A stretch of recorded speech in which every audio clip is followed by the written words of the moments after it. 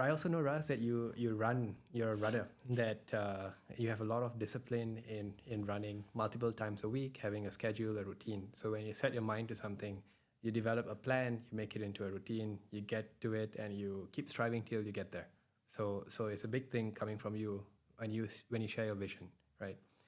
Can you share more about this? Like, how did you become this? Were you always a mission-driven person? Were you always having this mindset? How do you get to this state? I think it's something very natural. I think if you're gonna ask my closest people that know me since I born, which is my mom and dad, they will tell you I'm the kid with the mission and the vision since I'm 6 years old. Okay. Yeah, so it's something that I believe in luck, I believe in God, but I think that you need to do actions in order to make them closer to you. Doesn't happen just by coincidence. So you need to have the plan. You need to have plan A, B, and C. And you need to be agile and be ready for failures. Sometimes the hardest stuff to say, it was my fault. But when I did it for the first time, I felt that the team recognized that it's not just a way for them to respect, is the way for them to say, maybe I can do wrong as well. And when I do wrong, I can share. Because if Raz share, his mistake, I should do that as well. It makes like a common ground that we can do. So Raz, I want to come back to an earlier part of our conversation, where you said that Singapore is about 10 years behind. Tell us more. What do you mean? It's so vibrant. You go in for lunch, you can see like 3 different startups in cybersecurity. You see the big tech companies. You can maybe get an offer to change your job during lunch. Didn't happen. And only 10 years ago, I'm not talking about 20, 40, 30 years ago. The scene, the vibrant startup scene in Tel Aviv wasn't that way 10 years ago. It was people that had a plan and they know how to execute. And when we look at that today, we say, yeah, startup nation, just happened. It always was there. It wasn't always there. And when I cut it into pieces and I look at Singapore on the achievements in other domains like crypto, fintech, agriculture, any other technologies, there are engineers over here. There are people that know how to create products.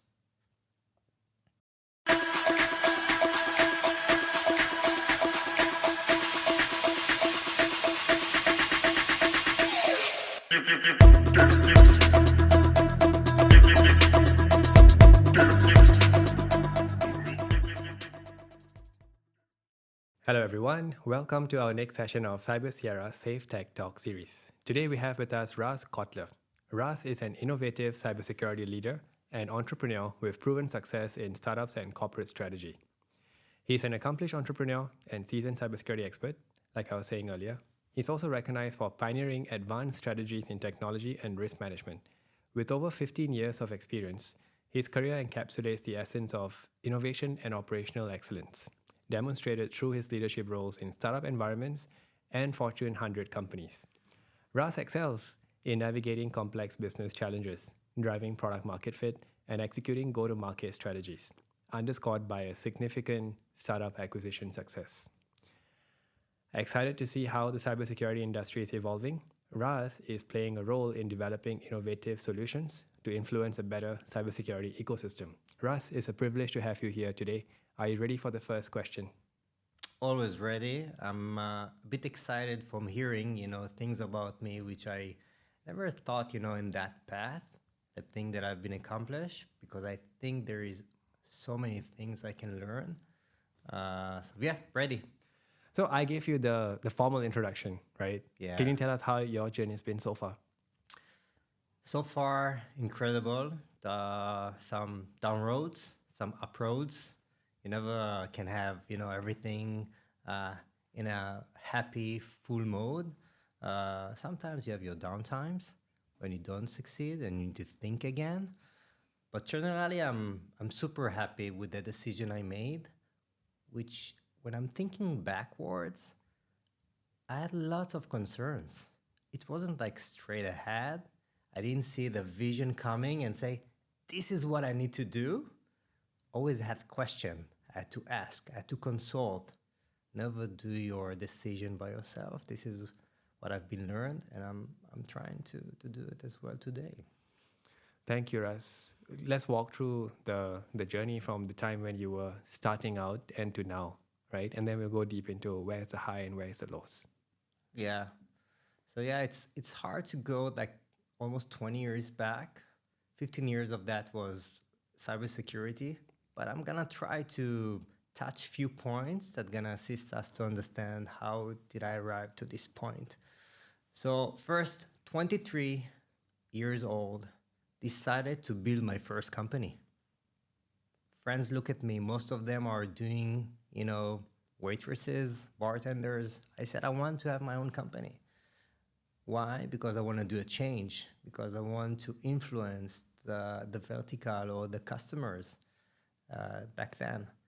And it gave me such an opportunity to study how pain looked like. My pain when you try to accomplish stuff, and how to understand customer pains. It was the best university of my life, these 3 years. Along the way, I also accomplished my bachelor's, by the way. So I always have like examples when I was in class saying, hey, this is what I'm doing on my day job. Yeah. And I have an example for the professor. So this was my kickoff, my launch pad for my experience and journey. That was 23 years old. Yeah, So almost 3 years. Yeah. 26. Yeah, exactly.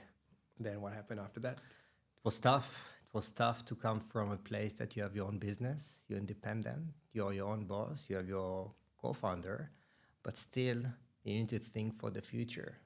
And my future was information security. Not cyber. Nobody said cybersecurity back then. Which year was this? 2009. Okay. Yeah, 2009. Funny story. I'm going to my father and say, one day, after closing the business, I want to work in checkpoint technology. He looked at me and he said, do you want to work in the mall? Like they have the checkpoint, when you are crossing the door of the shop and it's sometimes bleeping if you didn't pay. I said, no, not this checkpoint. It's information security company. He said, I never heard about it. I said, Father, I'm sure you will. I set a target. I look for my friends, keep on asking, discovering who knows someone from Checkpoint, who can assist me going there. I was very focused of what I want to do. And this is something that took me in the road in my next career, because when you have your agreement with yourself on the places you want to be, and you understand that perception is reality, and you need to create it. So this is how I got to Checkpoint. Started my career over there, learning basic fundamentals, firewall, networking, VPN, encryption, anti-bot, antivirus, all, the acronym that we so easy for us to say today.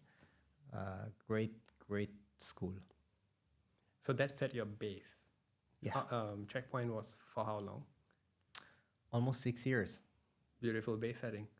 Beautiful. Some people would say, why it took you so long?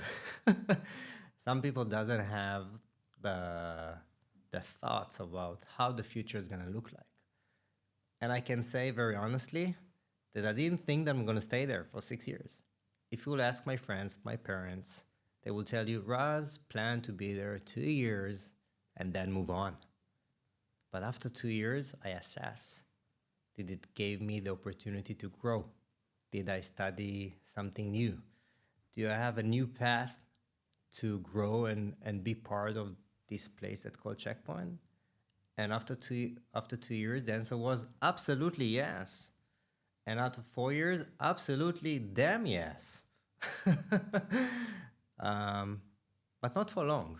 So one of the things that I study is that you need to reevaluate your career every 2 years. Doesn't mean that you need to change your position or go to a new job. Just ask yourself these very basic questions. Do I enjoy? Do I keep on studying? And is it something that's gonna give me a leap to the next thing that I wanna do? If one of the answers would be no, start to assess. This is me, yeah? Doesn't mean that everybody needs to do that, but yeah, this is how it was. So you had a heuristic, right? That heuristic kept you at Checkpoint for 6 years. Then what happened after that? Okay, I always think for myself that I need disruption moments, yeah, that change my mind and give me the sense of thinking differently. So it was a disruption moment. One guy that worked with me in Checkpoint invited me to a coffee and he said, Raz, we're building a product in deep learning. I'm like, deep what? AI 2015. Can I see that? He said, no. How many employees do you have? 7. We need you. What do you want me to do? And he said, I want you to do everything beside developing because I'm not writing code. It took me a while, a few months, and I took the challenge. And this was deep instinct. So we built the company from 7 people with amazing co-founders and took the road to explain to the world what is deep learning and how it can assist to predict the next malware, the next ransomware, which was absolutely amazing from a technology perspective and understanding that you can do things that you didn't even imagine that you can do. At the end of the day, I built 5 different departments, employees all around the world, being all around the world myself. I had a chance to be in a very interesting company that nobody knows what they're doing. They call NVIDIA. I've been in their campus for a POC to check our capability to predict malwares. Today when I say NVIDIA, I'm sure that everybody knows who's NVIDIA. So great experience. How long was Deep Instinct? Almost 2 years. Okay. Yeah. And your heuristic kicked in. And then the next thing. What was the next thing? You see, I'm a very methodology guy. Yeah. I'm stick by my own rules. Then the question was, what should I do next? What do I want to fulfill? So some of the things that I'm saying, my friends or my family always look at me and like, something is wrong with this guy. And I said, one of my dreams is to be a customer. I was selling since like my first journey with my own company, then Checkpoint, then Deep Instinct, almost 3, almost 6, 9, almost 11 years selling products. I've never been the one that actually consuming that. How does it look from the customer side? One of my dreams was take a sleeping bag and sleep at the customer side for a week. And I said, how can I do that? Maybe I should become a customer. Then I spoke with one of my friends in one of the biggest banks in Israel. And he said, you know what, Raz? There is an opportunity. We're looking for someone that's not from the banking industry, someone from tech that think differently, that can run projects, that have agile thinking, but be careful. It's not high tech. It's very low tech. Can you handle that? And I had my perception. I want to be a customer. I want to use that product. I want to understand how customer buy products, how they do change management, what is the actual issues when they actually keep them awake at night. This is the reason I went to the bank. Amazing journey. Okay. And how was the journey at the bank? For one hand, all the things that I just mentioned, I got them in super strong power to my face. Yeah, I was in change management meetings. I've been acquiring new products. I've been evaluating new technologies. I had internal debates. I saw how politics are kicking inside these environments, because when you're a vendor, you do your pitch, you do your POC, you're finishing over there. You say, hey, we had like an amazing, results, but you don't know when the door closed and you going back to your offices. What are the conversations are going on over there? Maybe some of the key stakeholders have friends in your competitor. What if they don't look only on your technology? They have other secret thing that they could not reveal to you as a vendor, and this is what they really test. And I was there. It was so interesting to observe, for one hand. Second hand, the culture of the bank was super tough for me personally. It was very slow. People were working from 9 to 5. I was working from 9 to 9, or sometimes more than that. One day came to me one of the project managers. She said, Raz, we count your numbers in terms of hours, like working hours. You need to reduce. Doesn't fit to the average of the average employee in the bank. You are changing the numbers over here. Go back and work less. This rang the bell in my head. And then, one day, I met the person. I didn't know him. He came to sell me a product, a startup. And he said, I have a great idea. We don't have a product. He showed me it's like a attack and breach simulation. Like, attack and breach simulation. What do you mean by that? Yeah, I didn't understand. I wasn't impressed at all. I asked very tough questions. I didn't know this guy. He could be my dad, by the way. After that conversation, he called me. His name is Boaz. He said, Raz, not sure what are you doing in a bank, but me and you need to have a coffee. And this was XM Cyber. XM Cyber. Yeah. The next phase begins. The next phase begins. Yeah. Shorter than my usual, aspiration, which is every 2 years. But still, sometimes, you can't wait for opportunity. It just comes. And you need to recognize it, and you need to decide fast.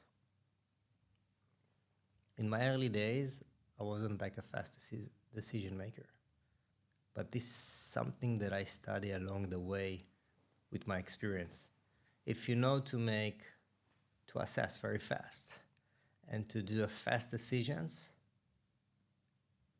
it might gonna lead you to success.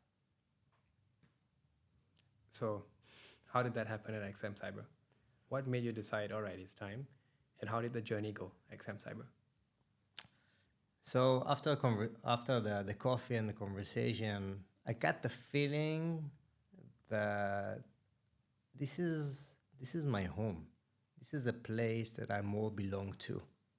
Even though my inspiration I want to be a customer, I want to see how that. So I had already examples in the months that I've been there. And I said, okay, I got it, okay. But where the natural places for me to be? It's where we build. Where are the builders? Where are the innovators? And I felt that from the first moment I opened the door for that office where there were 10 people beside the 2 co-founders. And the moment I closed the door, in Israel I used to have a motorbike. I like to ride motorbikes. And I was thinking in my helmet. Yeah, my thoughts are in my helmet where I'm on the highway. I'm like, should I do that? By the time I got home, which is 15 minutes, yeah, it's not a long drive, I knew I should, this is the right action to do. I knew it's going to be tough because the people in the bank were amazing. They're appreciating the things that I did, the farewell they did for me. It was so sensitive, so emotional, in a good way, I mean. And I appreciate every moment that I study from them. I have few friends still now, very good friends from the bank, even though it wasn't like a long journey. Yeah. So now we're into XM Cyber, which is beautiful journey, but let me not spoil anything. It has to come from you. How was the journey at XM Cyber? Absolutely amazing. It's like, imagine that you have a bag and you have a journey, and each time you have a stop and someone give you something on your knapsack that can assist you for the next hop in your trip.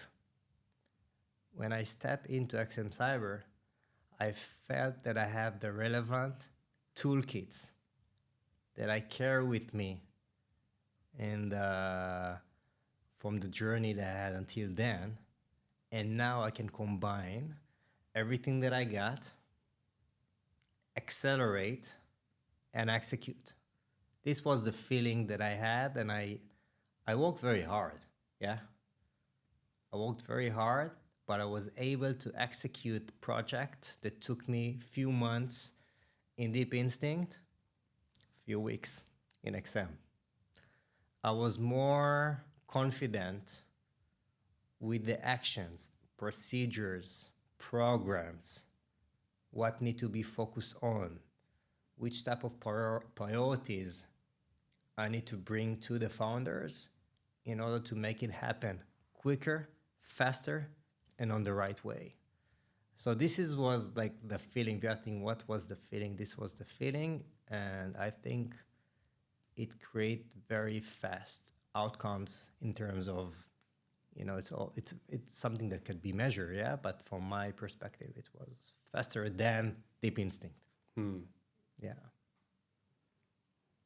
Are you ready to tell more or Yeah, next ready. phase? No, hit So me. then after XM Cyber, how long was XM Cyber?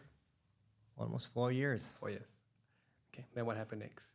Next, XM Cyber got acquired by a huge company. And I wasn't like the co-founder. I was in the founding team. I was the right hand of the CTO and the CEO. But again, for them, it was their, they don't like when I say it, but this is the retirement plan. They've been in the service, country services for 30 years. And then they have their startup and they sold it, but I didn't have that. And I want to have something that I need to grow from and study more. I felt that I need to study more. And this is the reason I went to PayPal, where I had a chance to be a customer again, this time they gave me lots of roles and responsibilities and accountability to do a change in PayPal, to build a group, to do something different and study. If you remember, I told in the beginning, you always need to ask yourself, do you still study new things or you need to move forward? And this is one of the questions that was the answer in XM Cyber was no. I feel that I need to study more. This is one of the reasons I want to go to PayPal. So yeah, and PayPal was a very interesting journey. It was also the first time you moved to Singapore, was it? Yeah, been like started in PayPal in Tel Aviv, and afterwards I moved to Singapore less than a year ago. Yes. Now comes the latest in your journey. You moved to Singapore. Let's talk about that. Yeah. So one of the things people ask me, what makes you happy? What is happiness in your in your world? And I always like to say, my family. we are a team, not just me and my wife, also my daughters. So I look on the benefits of what makes us happy. And the moment my wife got a promotion, and she as a woman, she doesn't like to say it, but she as a woman got the opportunity to lead and be in a very high executive role in her company, I said, I'm going to be your number one fan. I'm going to stand behind you. And we all going to move to Singapore to support your success as you did in my entire career so far. And you heard all about it. Yeah, it's not about only raw success. You always need to have a very good support from your family in order to do that. Beautiful. And so how long has it been in Singapore? Less than a year. Okay. Yeah, less than a year. Amazing place, amazing people. Had the opportunity to meet you. Had the opportunity to meet such a welcoming, wonderful, smart people, talented, that they want to do a change. And I'm so happy that it gave me actually the opportunity to be here. Now we're coming to the final part of your introduction, the Yeah. journey, right? Yeah. What would you like to do next, Raz? So I want to be a player in the cybersecurity ecosystem in Singapore. I think the potential is here. I think, from my perspective, maybe I'm wrong. Singapore is only 10 years behind Tel Aviv. It's not decades on decades. It's something that can be done. You just need to do the relevant plays, mimic the successful playbooks from a country like Israel, and make it happen. And I want to be one of the engines that be able to do that over here. Thanks for sharing your vision. Now your introduction of the journey is complete. It's been a fantastic journey, Russ. Yeah. When you look back, how do you feel? I feel good. I feel that I need to do more. If we spoke about the knapsack that I got in XM Cyber, I feel that now I have like a bigger one. Yes. I can bring more things. I can contribute to a bigger communities. And I feel this is the time. I was listening, I think, to one of the founders of I remember his name, but he said, on your 40s, this is your time that you can make an impact, and you can bring back to the community using and leveraging your entire experience. And I feel now when I'm 42, and I'm telling you, if I didn't tell it before, We'll keep it a secret, okay? it's okay. We'll tell it. Just between us. Just yeah? between us. When you said just between us, there is another 4 people that know it, and then you multiply the numbers, everybody knows. Yes, of course. But I think it's time for me to do this, contribution and impact to the community that I'm part of it, which is cybersecurity. Yeah. I know from talking to you previously, this is a very important mission to you. Yeah. It's a goal that you've set for yourself, you're pursuing it. I also know, Raz, that you're a runner, that you have a lot of discipline in running multiple times a week, having a schedule, a routine. So when you set your mind to something, you develop a plan, you make it into a routine, you get to it, and you keep striving till you get there. So it's a big thing coming from you when you share your vision, right? Are you happy, Raz? I'm very happy. Okay. Yeah. I think so. There are some days.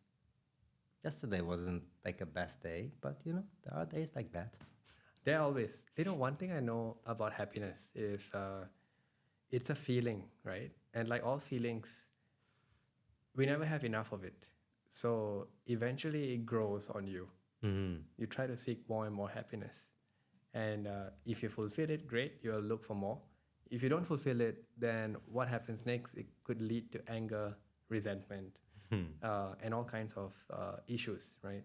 So when I speak to you, I get a sense that beyond happiness, you are driven by a mission, right? This So is true. good Yeah. days, bad days, you may like it, you may not like it, but then there is a North Star you have, which you're pushing forward with, Correct. right? Can you share more about this? Like, how did you become this? Were you always a mission-driven person? Were you always having this mindset? How do you get to this state? I think it's something very natural. I think if you're gonna ask my closest people that know me since I born, which is my mom and dad, they will tell you I'm the kid with the mission and the vision since I'm 6 years old. Okay. Yeah. So it's something that I believe in luck, I believe in God, but I think that you need to do actions in order to make them closer to you. Doesn't happen just by coincidence. So you need to have the plan. You need to have plan A, B, and C. And you need to be agile and be ready for failures. Let's talk about that. Okay. Because your nature, your DNA is very clear from your journey so far that you excel in some environments, and some environments suck the soul out of you. I'll not name anything here, but you belong to the environment where you like to build, you like to contribute, and you like to grow. Right? In the absence of that, you feel like, your heuristic kicks in and you start making plans. Right? Correct. So let's talk about this because the environment that we operate in, there's high rates of failure, and then there is success. There's bouts of success, but then you deal with failure on a day-to-day, on a regular basis. How do you define failure? How do you deal with failure? And then how do you convert that into successes? Okay. So I like to use use cases and examples. And I like to memorize them because then I know, first of all, not to do the same mistake again. I feel stupid if I do that. So I'm trying to avoid that. And second, try to celebrate successes so you can replicate them. Okay? So let's speak about a failure. So you're building a thesis with a customer. Let's go to XM Cyber. Okay? You're saying, I'm going to use all my success points or success criterias to make this deal happen, which is relationship, understanding the pain, understanding the need. Do lots of FaceTime. We are humans in the end of the day. Build the credibility with your team. You cannot do it by yourself. You need to have a team. You need to understand that your team, when you build your team, it's like a football team. Each one of them have his own, strengths. And when you have these teasers and you build everything and you say, with this customer, it's not just important for the company, it's important for me, and I'm sure we can do that. And it didn't work. It didn't work. The POC was good. I felt the relationship was also well. But I tried to understand what we did wrong. After taking some conclusions, I think, that one of the things that we did, because we were super enthusiastic to succeed, I think we were too pushy, even though we thought we are not. And we spoke our language, and we didn't speak the customer language. When you inside that, you have the belief that you do the right thing. You have your experience, you have your success stories, and you're driven by that. But you don't have for a second a chance just to take your body, separate your mind from that, look and reflect to yourself and say, what I'm doing wrong, you're just in a velocity that you're doing right. And then you have the anxiety of, why didn't it work? Yeah. And it happened with a very big customer. But the thing that I study is that you always have to have conclusions, not just with yourself, with the team. So what I did, by the way, we had, after losing the contract with the customer and the other player took it, we did kind of a round of thinking together. And the first thing I said is, it's my fault. And it's not something very natural to say in front of your team. You are a role model, yeah? You are the one that leading the team. You are setting the expectations. You're telling them you navigate. You bring your expertise. And then sometimes the hardest stuff to say, it was my fault. But when I did it for the first time, I felt that the team recognized that it's not just a way for them to respect, is the way for them to say, maybe I can do wrong as well. And when I do wrong, I can share. Because if Raz share, his mistake, I should do that as well. It makes like a common ground that we can do. I don't know if you're familiar with that term. I don't know if we can say it like in a podcast, the fuck up nights. Yeah? Of course. Yeah. So, and it's give like a sense, let's do that. And let's do it once a week.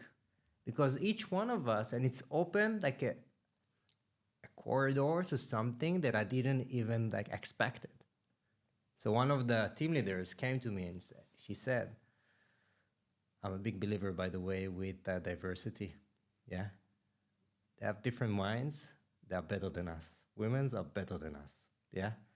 They have the sensitivity to come and say, Raz, we need to do it more. People feel more open now to speak about their mistakes. And going back, yeah, we had a big failure from the customer, but then we had our conclusion and we got even stronger as a team. Yeah, we lost the money. We didn't get the contract. It was a bad day, a very bad day, but still. That's a bad day, which had a lot of good things that happened. Afterwards, yeah. But when we are talking about, how bad days can look like and how failures can look like, and don't be afraid to fail. Actually, the failures, if you open your mind and open your ears, it will assist you to grow. Because if you don't fail, you're never gonna be successful. I'm not the only one that's saying that. Yes. So you're saying if we don't fail, we're not pushing the edge. I don't know if the edge, but we don't try enough. That's what I'm saying. Edge is something that I don't believe in. Okay, let's understand that. Okay? Yes. Because when you go into the edge, sometimes you're getting burned. Yeah? Some person told me, one of the biggest company I've been in, so you can figure out which one of them said, when you're going to the edge, you're getting closer to the sun. Do you want to be close to the sun? Because the person's going to be the closest to the sun, it's going to be burned. Choose your miles, yeah? Be close to the sun, but not into the edge, because sometimes it's going to be a tipping point. So how do you navigate that, Raz? Because when you're building tech, which is not in the industry before, and tech, in the past, you were saying using deep learning for various simulations, doing what you were doing at XM Cyber, without getting into the details. Some of this technology is not seen in the market yet. Correct. Right? And there might be people working across the world bringing this to the market. So you have no choice almost but to operate at the edge. Correct. Now, how do you navigate that? You're saying you don't believe in the edge, but somehow you have to go to the edge. Correct. How do you navigate that? Okay. First of all, you need to understand for yourself and for your team and your colleagues that you're dealing with emerging technology. Meaning, what's emerging? It's something that's evolving. It's something that it's not everybody knows about it, but for sure there are early adopters for any technology. For iPhone, if you're talking to B2C, for Windows, when it started with Bill Gates, but they're always going to be, or Steve Jobs with, Apple, they're always going to be early adopters.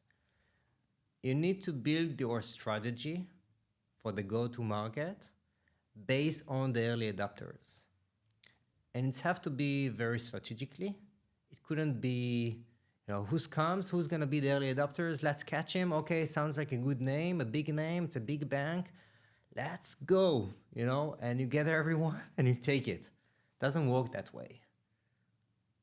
So one of the methodologies that I adopt, I'm not an inventor, I'm innovative. I'm taking existing things and try to create them better. This is who I am, yeah? I think, after 42 years, I think. So I read an article when I was in Deep Instinct. Someone wrote it in Deloitte. I don't remember how I found it, but whatever. And it was talking about lighthouses methodology. And what he was referring to, the lighthouses are your early adopters. Why call it lighthouses? Because lighthouse reflect. It showed the way to others where to go. It doesn't say that the person that sits on the lighthouse tell the others where to go. No, it's the light that direct them, because the light doesn't have any voice. You can only see that. So I took that one. I love this analogy. And I started to establish that. Also Deep Instinct. And even better, improve it in XM Cyber. We had to recognize together as a team, not just as Raz, yeah? Together with the co-founders, together with our advisories, together with our team, who can be the early adopters? Who are the logos? And it has to be a combination of that.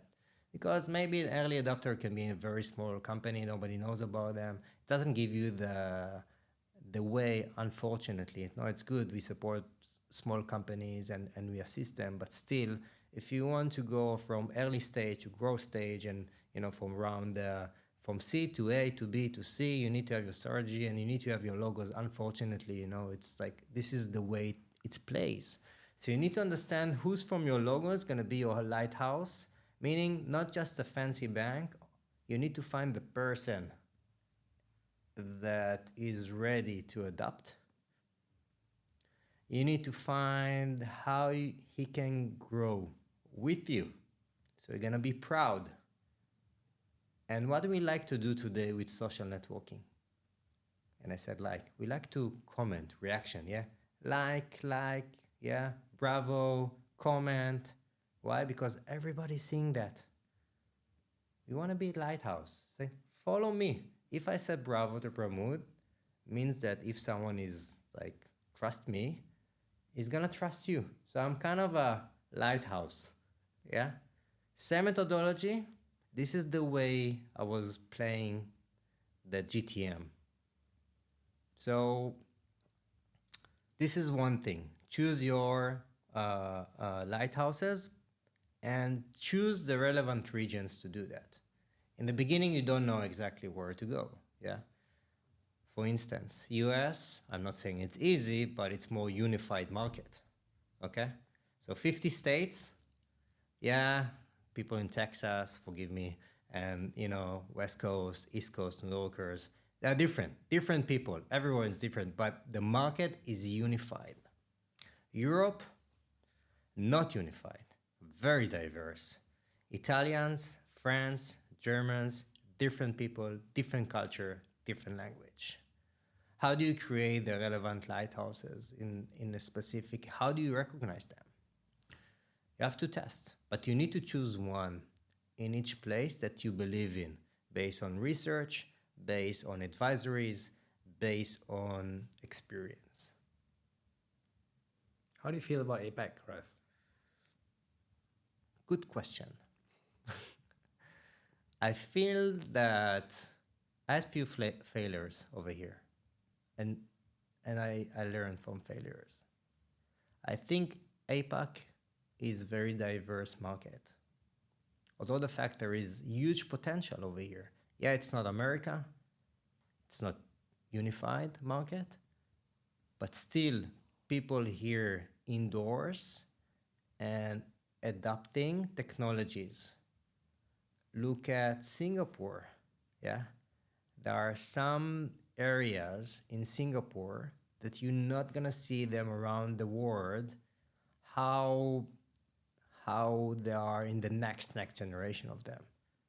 The airport, oh my God, it's like any country will wish they have the technology, the agility, the understanding of the architecture, the way it's work, the fast, the ability to execute. Amazing example of how when you plan, you can plan for perfection. And again, you need to understand who can be your lighthouses if you go back to GTM. Another factor which is so different here from my point of view is that culture. So some Israelis will say relationship is everything. Yeah, in Israel. I can say here it's multiplies by 10 or 11 or more. I cannot quantify exactly. Face to face, I know that we fail in XM Cyber, by the way, with few different opportunities over here because we didn't have enough face time or the relevant person on the ground to create the relevant relationships. When I say fail, it's not like fail disaster, but we didn't achieve the places we wanted to. Yeah, we had few customers. I've been here a few times, but it's not a success that we had in Europe or the US. That's the reason I put a fail. You need to also to recognize fail, it's not just a doomsday, yeah? It's you didn't achieve your goals, yeah? It can be very simple. So I think over here, great potential. You need to understand where the markets can be, again, if you are emerging technology, where the markets can be adaptive, when you're going to put your energy on the relevant person, choose the relevant team to do that. And the potential is there. And going back to cybersecurity, there is always going to be a need for that. Some people I just met this afternoon try to meet people to learn from them. This is what I like. By the way, I learned from you a lot. And what we spoke about is how we can change maybe the mindset of what entrepreneurs can see as success. Is it to be the number 4 company in the world in that specific domain, or they were able to sell their company to a bigger company? Yeah. What does a success look like? What we would like to do in order to improve and accelerate success stories in this market? What's bringing back to your question? We need more success stories from cybersecurity. The talent is here. The customers is here. There is money. Just need to do the relevant actions, and you need patience. So Raz, I want to come back to earlier part of our conversation, where you said that Singapore is about 10 years behind Tel Aviv. It's my teasers. Maybe I'm wrong. Can you tell us more? What do you mean? Yeah. One of the things that I think I'm good at, I have a good memory, visual memory. Okay? So I'm closing my eyes, taking myself back to my time in Checkpoint. Checkpoint is located, for the one of you and you have been in Tel Aviv. It's like the center of Tel Aviv. Yeah? When we used to go down for lunch, there was no offices over there. There was high-tech, but no, you cannot see, startups and lots of cybersecurity companies. No one was there. Come on. Yeah? It was boring environment. Only buildings. And I'm talking about 2014. 2015. 9 years ago. 10 years ago. 11. Okay? Today, if you're gonna go downstairs from Checkpoint, all the startups are there, including the big companies. Palo Alto, Google. You have startups that all of them in different buildings that they build over there over the years. The environment is so vibrant. You go in for lunch, you can see 3 different startups in cybersecurity. You see the big tech companies. You can maybe get an offer to change your job during lunch. Didn't happen. And only 10 years ago, I'm not talking about 20, 40, 30 years ago. The scene, the vibrant startup scene in Tel Aviv wasn't that way 10 years ago. It was people that had a plan and they know how to execute. And when we look at that today, we say, yeah, startup nation, just happened. It always was there. It wasn't always there. And when I cut it into pieces and I look at Singapore on the achievements in other domains like crypto, fintech, agriculture, any other technologies, there are engineers over here. There are people that know how to create products. Maybe they didn't focus on cybersecurity because different reasons. I don't think we have enough time to share all my thesis that I've been doing for the last, 7 months. We have enough time to go into everything, Raj. Yeah, okay. But I've been exploring to get to this number. Just because I've been there and now I'm here, it's given me the ability to do this comparison. But Raz, why is it important that Singapore becomes a cybersecurity hub? Like, Tel Aviv did very well, right? There's a lot of talent to tap into. There's a lot of learning that we can have. Why is it important that a country have its own cyber hub? First, I'm a very loyal person. I'm very absolute. So I moved here. I don't know what's going to happen. Maybe disruptive moments again or something unknown. But I'm here for at least for the next 10 years. At least, if not something very, different will happen. So if I'm in a place and I'm very loyal and very absolute, I want to contribute to the place I am. And I like to look on where Raz can assist.